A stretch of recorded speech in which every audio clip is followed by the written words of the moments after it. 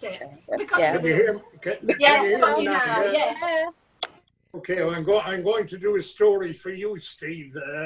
When I show you this thing I have, it's unique. I've got something here that there is only one like it in the whole wide world. I guarantee you that. Absolutely unique. Last year, I spent quite a bit of time in Addenbrooke's. In fact, there's rumors that they're going to put up a blue plaque on the front door just to commemorate the fact that I was in there. But I had a thing on my left eyelid, which is called a rodent ulcer. I thought when they told me, I thought it was a rodent ulster. I thought, what the hell is a Northern Ireland rat doing on my eye? Anyway, they couldn't cut it out. And I need a cataract removed on here as well. But they couldn't cut it out, so I had to go in for radiotherapy. I had to go in 9 days, 9 mornings, apart from the weekend. But and what they did was they laid me down.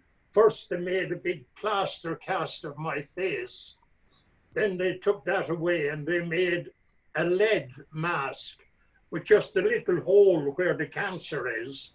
And then I would go in and I'd lie down. I remember the first morning when I went in to lie down and the nurses were there, great girls, every single one of them. And then when they had me lying there and this mask on me, and they said, right, we'll see you later on, Mr. Brown. And the bookers all got out of it.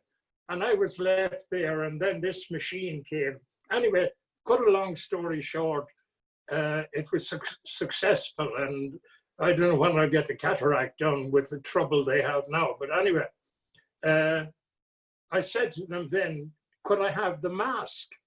And they said no, because of, you know, it's unlikely to get another mush like mine in the world. And they recycle it. Well, I said, what about the bust that you made, the plaster bust? Could I have that? No, they said, yeah, that'll only go in the dustbin. And I felt quite insulted by that. But I brought it home and I painted it, and I have it hanging outside in the backyard. And it keeps the cats away. I'm going to show it to you now beside me. And again, remember, there isn't another one like it. Can you see that? Well, that's me now. That's what keeps the cats away from my house. It looks like an Oscar. I assure you it's not. Very impressed with it. Yeah, you have to give a thank you speech now, Liam. You have to tell us about all the people that got you to where you are today. Well, yeah.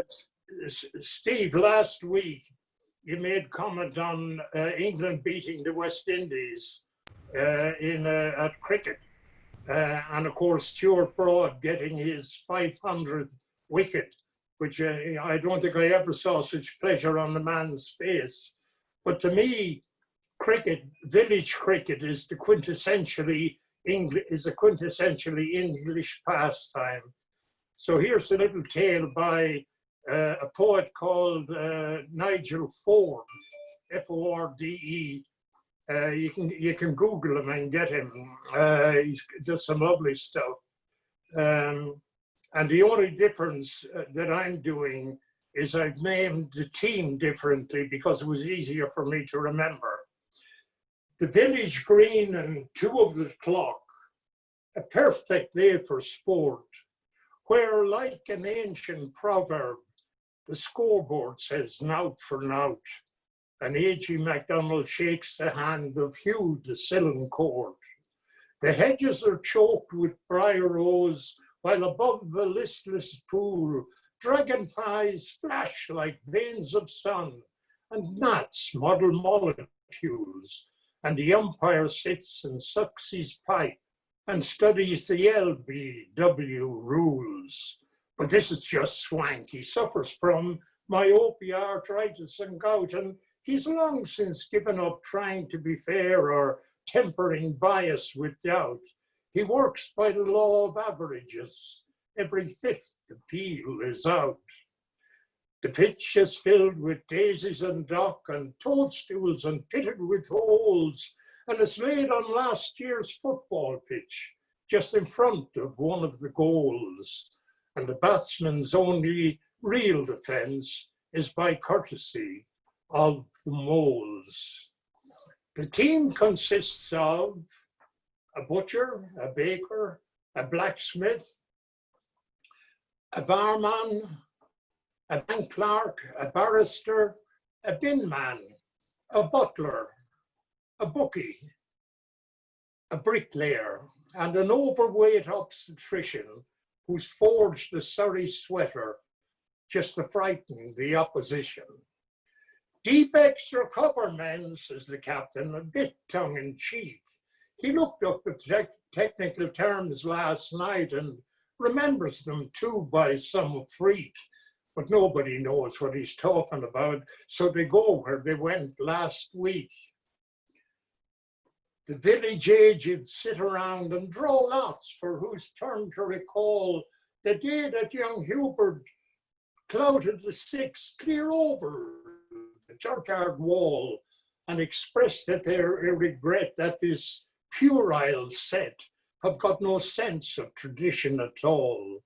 There's the one with a deadly fear of the ball who stands on the boundary, and he makes quite sure that the sun's in his eyes and a catch will be hard to see.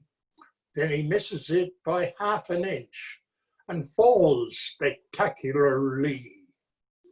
Wives and girlfriends gossip and giggle and clutter and clink and clop as they cut and slice and chop and spread, and the sandwiches greyly curl up, and they brew that deadly orange tea that sets when it hits the cup.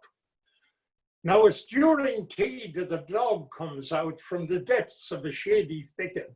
He pads across and sniffs and stumps, then cocks his leg at the wicket.